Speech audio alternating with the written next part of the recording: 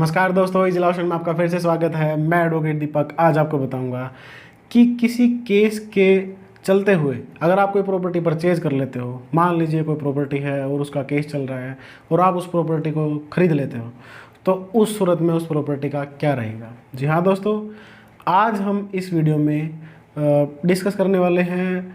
एक तो यही टर्म जो मैंने आपको बताई अभी, उसके बाद दूसरी चीज़ लीज पेंडेंस कि भाई लीज पेंडेंस होता क्या है।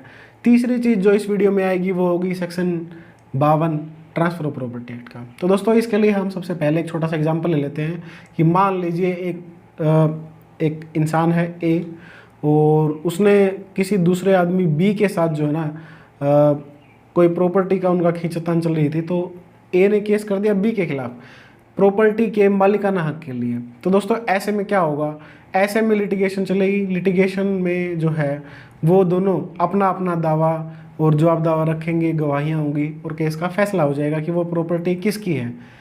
तो दोस्तों ऐसे में दो सिचुएशन उभर के आती हैं। दो सिचुएशन कौन सी होती है? पहला कि भाई कोर्ट जो है दावे में कोई स्टे एप्लीकेशन अगर है तो वादी के हक में स्टे कर देती है कि भाई स्टे रिगार्डिंग एलिनेशन ही हम बात कर रहे हैं कि भाई वो बेच नहीं सकेगा, ऐसा स्टे जो है कोर्ट ने पारित कर दिया है, ऐसा आदेश पारित कर दिया है।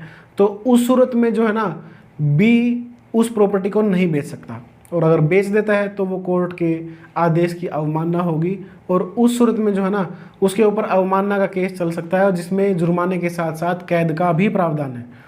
तो दोस्तों उसके बाद दूसरी सिचुएशन जो होती है कि भाई कोर्ट में या तो वादी ने जो है ना स्टे एप्लीकेशन लगाई ही नहीं है या फिर कोर्ट ने स्टे ग्रांट किया नहीं है। तो ऐसी सूरत में जो बी है वो उस प्रॉपर्टी के साथ क्या कर सकता है?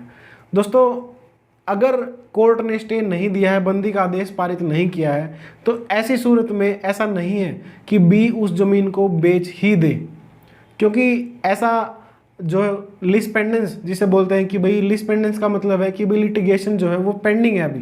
तो ऐसी सूरत में अगर कोई प्रॉपर्टी बेच देता है तो वहाँ पे जो है ना ट्रांसफर ऑफ प्रॉपर्टी एक्ट का सेक्शन 52 जो है वो एक्शन में आ जाता है, और वो कहता है कि भाई जब तक कोर्ट में केस पेंडिंग है किसी प्रॉपर्टी का जो कोल्यूजन में नहीं है, जो मिली भगत से नहीं किया गया, और उसमें जो है उसके प्रोप्राइटरी राइट जो हैं प्रॉपर्टी के वो इन्वॉल्व हैं, तो जो डिफेंडेंट है उसको प्रॉपर्टी नहीं बेचनी चाहिए, या जो वादी प्रतिवादी जो भी फरीक है उसको प्रॉपर्टी नहीं बेचनी चाहिए। उसका कारण क्या है दोस्तों? इस कानून के पीछे क्या मंशा रही होगी लेजिस्लेशन की?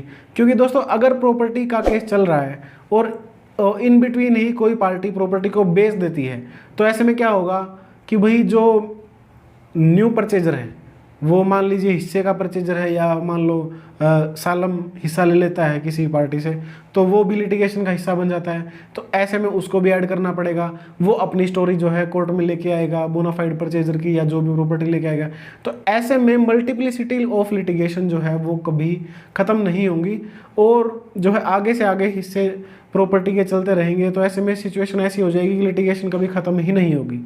तो दोस्तों इसलिए कोर्ट जो है रूटीन में तो स्टे कर देता है अगर ऐसा कोई डिस्प्यूट होता है तो, और अगर कोर्ट स्टे नहीं करता है तो सेक्शन 52 तो जो है मना करता ही है। लेकिन फिर भी अगर मान लीजिए कोई प्रॉपर्टी को बेच देता है किसी नए परचेजर को, तो ऐसे में क्या होगा कि भाई लीज पेंडेंस जो है वहाँ पे लागू होगा, और लीज पेंडेंस के लागू होने का मतलब है कि भाई जो बी के राइट्स उस केस में डिसाइड होने थे वो अब नया परचेजर जो बी ने सी को बेच दिया प्रॉपर्टी, तो जो सी नया परचेजर है उसके जो प्रोप्राइटरी राइट है वो बी के राइट जो कोर्ट डिटरमाइन करेगा, जो कोर्ट का फैसला बी के ऊपर लागू होगा वो सी के ऊपर भी लागू होगा। तो ऐसे में क्या है कि भाई नई प्रॉपर्टी का खरीदार जो कोई होगा वो जो है फ़ायदे में रहता है एज़ कम्पेयर टू किसी डिस्प्यूटेड प्रॉपर्टी को लेके। तो दोस्तों इस वीडियो में आपने जाना कि भाई जब भी कोई लिटिगेशन चल रही होती है तो उस प्रॉपर्टी को लोग टलते क्यों खरीदते हुए हैं, और अगर कोई खरीद लेता है तो उसके राइट्स के ऊपर कोर्ट के फैसले का क्या असर रहता है। दोस्तों इसके ऊपर हमारे बहुत सारे जो केस लॉ भी हैं हाई कोर्ट के, सुप्रीम कोर्ट के, जिनमें कोर्ट कहता है कि भाई जो नया परचेजर है उसके जो प्रोप्राइटरी राइट्स होंगे वो सब्जेक्ट टू जजमेंट होंगे जो ए और बी के बीच में केस चला हुआ। तो इस वीडियो में इतना ही दोस्तों। अगर आपको वीडियो में जानकारी सही लगी तो वीडियो लाइक करना, चैनल को सब्सक्राइब करना, साथ ही बेल आइकन को जरूर प्रेस कीजिएगा ताकि हर वीडियो की नोटिफिकेशन आप तक सबसे पहले पहुंचे। Thank you.